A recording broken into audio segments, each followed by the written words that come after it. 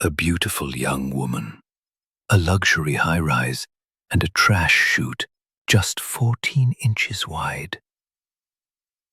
On a December evening in 2010, 24-year-old Phoebe Handsjuk was found dead, her body crushed inside a garbage compactor. But what really happened in apartment 1201 that day? Did she fall? Did she jump? Or was she pushed? Phoebe Handsjuk was smart, artistic, and full of light, but also complicated. She battled depression and alcohol dependency and had been in and out of therapy since her teens. At 24, she moved into a posh Melbourne high-rise with her boyfriend Anthony Hampel, an influential events promoter, 19 years her senior. To outsiders, they looked like a power couple, but Phoebe's family saw something else: mood swings, emotional distress, and signs that she might be trapped in a toxic relationship. Friends said Phoebe wanted to leave, but she was also afraid. December 2nd, 2010, Anthony leaves the apartment around 11 a.m., returning just after 6 p.m. At 7 p.m., a maintenance worker discovers something horrifying in the garbage room of the building's ground floor. It's Phoebe, dead. She had fallen 12 stories down the narrow garbage chute. Her foot was nearly severed by the compactor blades. Her skull was fractured. Her jeans were bunched around her knees. Police believe she had climbed into the chute herself, but nothing about this death made sense. Let's talk about the chute. Located in a locked service room, the opening was just 14 inches wide. You'd have to open a heavy steel door, sit down and push yourself in, feet first, backward in total darkness.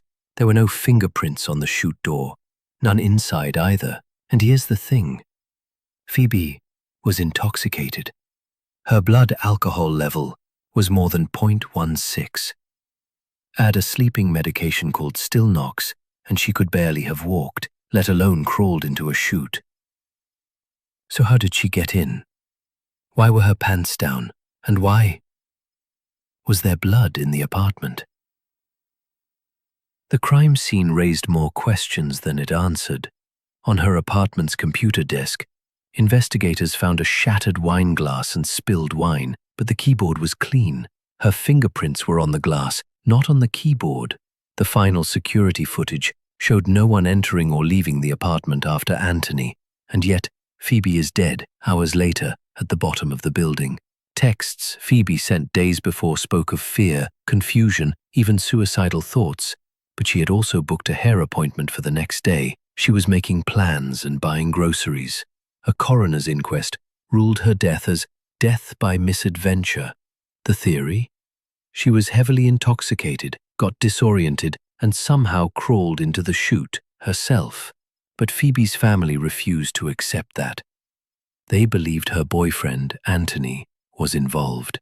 Phoebe Handsjuk's death remains one of the most baffling and disturbing cases in Australian history. A woman fell 12 stories into darkness, and no one, not the police, not the courts, not her family, has ever truly found the truth.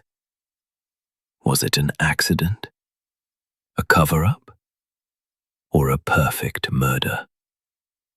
Subscribe to Sinister Whispers, where true crime meets real fear.